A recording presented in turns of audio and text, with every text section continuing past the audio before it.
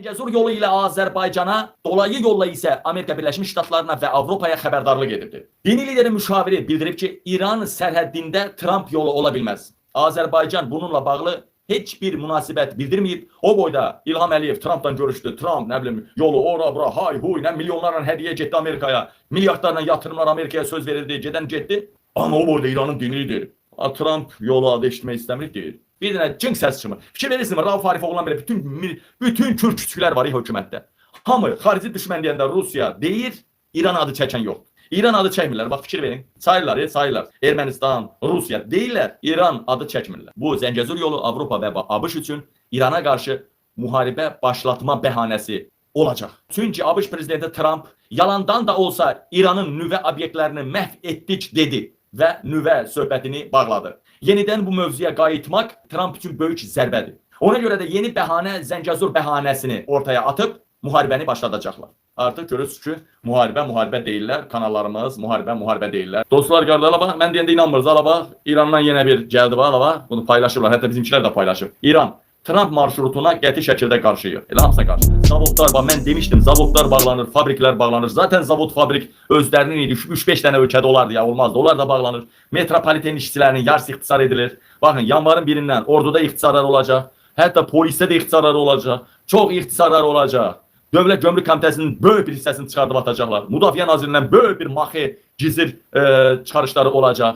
Bundan başqa İlham Əliyev deyir, onsuz da xalq acından ölür də. Dəliyəm burada hər ay maxiyə necə deyirlər 1000 manat, 500 manat verim, dəliyəm. Onsuz da bir dənə şık səfərbərlik eləyən kimi evdə acından ölməkdənsə gəlib Qarabağda öləcək də, ya Zəngəzurda öləcək. Baxın.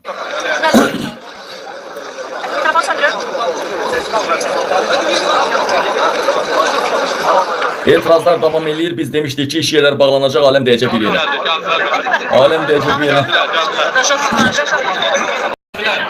Hər yerdə ixtisarlar olacaq, sakraşinalar olacaq, popoğa qarışacaq, millətin çörəyini kəsəcəklər. İnanın Allaha deyirəm, dəhşətli vəziyyət bizi gözlər və İlhamın sonu gələnə kimi də belə olacaq. Heç vaxt yaxşı bir şey olmayacaq. Qabil də gələcək. Qabil trolları neynəyəcək? Neynəyəcək troll? Baxın, inanmırsanız, İlham Əliyev götümüzə də soki qoyacaq, inanmırsanız. Kişilərin şeyinə qıfıl qoyacaq. İnanmırsanız, əvvəllah bunu eləyən onu eləyər. Nə qədər qəhibə olasan, nə qədər cındır olasan ki, sənin ailən ancaq rus dilində, başqa dillərdə danışar. Heç vaxt Azərbaycan dilində danışmaya. Amma sən okey deyənə 5 manat cərimə yazasan. Özdə mən demirəm, bilirsiniz də, ölən o gədənin qardaşıdır. Nəydi o ölən var idi, o Kevenş, onun qardaşıdır. Mən demirəm, hökumətin adam deyir.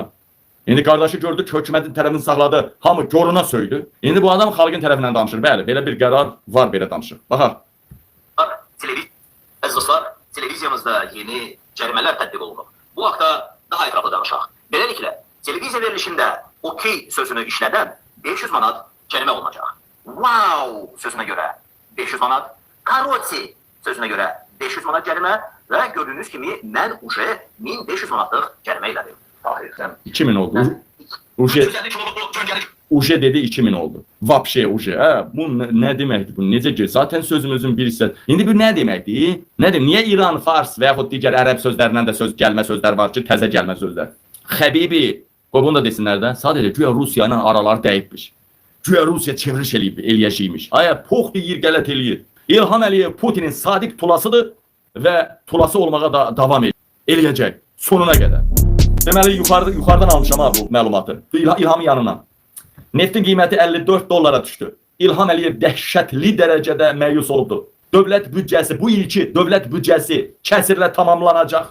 Növbəti il isə daha da çətin vəziyyət olacaq. Yanvar ayında həm yanacağın qiymətini İlham Əliyev qaldıracaq, həm də dollar bahalaşacaq. Daha neft yoxdur ki, o qədər satılsın ölkəyə dollar gəlsin. Dollar tələbatını, indi səndə məndə dollar olmasa da məmurlarda dollarlar var, orta səviyyəli adamlar var, biraz balaca orta məmurlar. Pulunu davamlı dollara dəyişirlər, dolların işlərini aşırırlar. Yəni dollar dəyənə vətənlərim ölkədə 95% çörək tapır, 5% də pulu qoymağa yer tapır ya imkanı, o 5% də dollar lazımdır. O səviyyədə üstəlik də vəziyyət çətin olduqca hamı bilir ki, hökumətin sonudur. Ona görə dollar almağa çalışacaqlar və dollar devalvasiya olacaq. Və neftin dollar gətirmədiyi bir vaxtda devalvasiya İlham Əliyevin işinə yarayacaq. Bundan da ki, sabah danışarıq. Neftin qiyməti dünəndən düşməkdə davam edir sürətdən. Birbaşa 62-dən düşdü 54-ə və düşəcək. Neftin qiyməti 35 dollara qədər düşəcək. Dedim mi? Dedim. Və bunu mən elə belə demədim. Sizə Britaniyanın neft birjalarına nəzarət edən, onların paylaşımını edən mediaların göstərdim sizə yazılarını. Yəni neftin qiyməti niyə düşür? Trump'ın da son çatıb da. O da Lukoil. Lukoil'un elə bil qiyməti məsələn deyirəm də. Hansısa tutaq ki, ölkədəki Lukoil neft ayırma zavodları, zapravkalar məsələn qiymət 15 milyard dollar idisə, neftin qiymətini salırlar. Bütün aktivləri düşür aşağı. Onu 15 milyardlıq şeyi 3 milyarda alırlar. Ya da qapaz vurub pulsuz əldən alırlar. Elə deyilmi? Hepsi qutardılar. Böyük güçlər, böyük. Bəs, estağfurullah. Biraz da mı açıqlayayım bunu? Elə bilin ki, kimsə hassa məmur, hassa adam, hassa nə bilim nə, kimsə gedir də. Birinci məktəb direktoru gəldi, fabrika zavoda müdür gəldi. Birinci nəyi bölüşdürürlər? Nəyi? Hardan nəyi mən yiyəcəm? Başa düşdünüzmü? Hardan nəyi mən ora gətirən yiyəcək? Ha, nəyi də, nə qədər faizi də mənə xidmət edənlər yiyəcək. Bax, dünyanın böyük ailələri var, ha, ailələri. Rusiyanı parçalayacaq, onun üçün bölünübdür. Hansı ölkələr Rusiyanın ərazisindəki ölkələr, onlar artıq var. Amma Rusiyanın ən güclü nəyi var? Xaricdəki 100 milyardlarla desəm azdır, trilyonlarla rezervlər. Bir. İkinci, ölkənin içində olan Gazprom, Lukoil kimi böyük şirkətlərin xaricdəki aktivləri, xaricdəki yatırımlarının bölüşdürülməsi.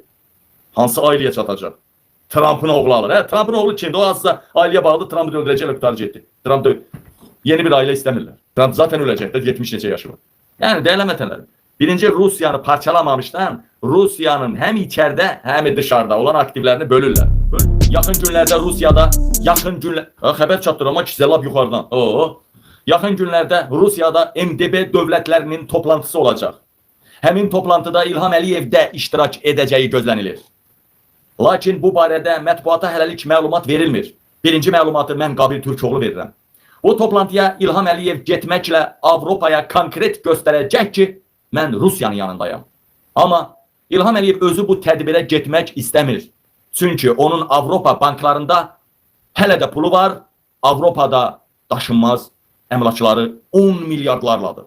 Həmin pulları banklardan tam çıxara bilməyibdir. Tam çıxara bilməyib. Həmin əmlakların Avropadakı sarayların bir çoxunu hələ satamayıb, satmağa da imkan yoxdur.